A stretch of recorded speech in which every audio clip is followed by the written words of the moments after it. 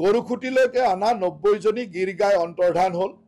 আৰু এই অন্তৰ্ধান হৈছে ৰঙিয়া ষ্টেচনৰ পৰা আৰু ৰঙিয়া ষ্টেচনৰ ওচৰত মোৰ পত্নীৰ মালিকাধীন ফাৰ্মখন আছে গতিকে তেওঁলোকে মোটামুটি মানে মই মোৰ ফাৰ্মলৈকে গৰুখিনি গৈছে এনেকুৱা এটা মিনিং কৰি কয়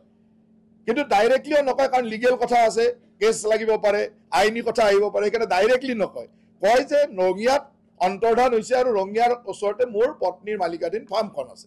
গতিকে তেওঁলোকৰ মিনিংটো মই বুজি আছো তেওঁলোকে কি কথা ৰাইজক আচলতে মোৰ বিপক্ষে ক'ব খুজিছে তেখেতসকলৰ জ্ঞাতাৰ্থে মই জনাই থওঁ যে তেখেতসকলৰ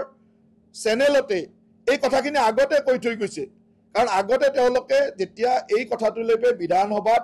অখিল গগৈ ডাঙৰীয়াই প্ৰশ্ন কৰিছিল পদ্ম হাজৰিকাই তাৰ উত্তৰ দি থৈছে আৰু সেই উত্তৰৰ পিছদিনাখন সেইটো মোষ্ট প্ৰবেবলি ফেব্ৰুৱাৰী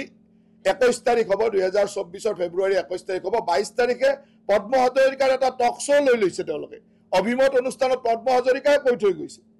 তাৰ পিছত আকৌ সেই বাতৰিটো কিয় এনেকৈ ইচ্ছাকৃতভাৱে বজাইছে তাতে আপোনালোকে বুজে যে তেওঁলোকৰ ইণ্টেনশ্যনটো কি মই আপোনালোকৰ হাতত এখন কাগজ দিছো এই কাগজখনত স্পষ্টভাৱে লিখা আছে যে এই 90 জনী গিৰ গাই কাক দিয়া হৈছিল আৰু কোনে কোনে লৈছিলে নিও 90 জনী গিৰ গাই ইয়াত আপোনালোকৰ 9 জন মানুহৰ নাম লিখা আছে আপোনালোকে সকলোৱে পাইছে এইখন আৰু এই 90 জনী গিৰ গাই কোনো ফ্ৰী লোৱা নাই সকলোৱে কিনি লৈছে গৰুখুটি প্ৰকল্পলৈকে 300 গিৰ গাই আহিছিল এই 300 গিৰ গাই 90 জনী গিৰ গাই তেওঁলোকৰ সিদ্ধান্ত মৰ্মে কাৰণ সেই সময়ত তেওঁলোকৰ ইমান গৰু ৰাখিব পৰা গোহালি প্ৰস্তুত হোৱা নাছিল সেইকাৰণে কোনোবাই যদি নিব বিচাৰে উচিত মূল্য দি পেলাই নিব পাৰে বুলি তেওঁলোকে কৈছিল আৰু সেই সময়ত মোৰ ফাৰ্মলৈকেও এই তাত লিখা আছে JMB Aqua Agro Private Limited এটো মোৰ পত্নীৰ মালিকাধীন ফাৰ্ম এই ফাৰ্মখনৰ নামত 20 জনী গাই গৰু আমি কিনি লৈছিলো আৰু তাৰ কাৰণে 13,20,000 টকা পেমেন্ট কৰিছিল আৰু পেমেন্ট কৰা যিখন বেংকৰ ৰচিদ সেইখনো আপোনালোকক বেকফালে দি দিছো বেংকৰ জৰিয়তে পেমেন্ট কৰিছো গৰুখুটি প্ৰকল্পত এই NDDB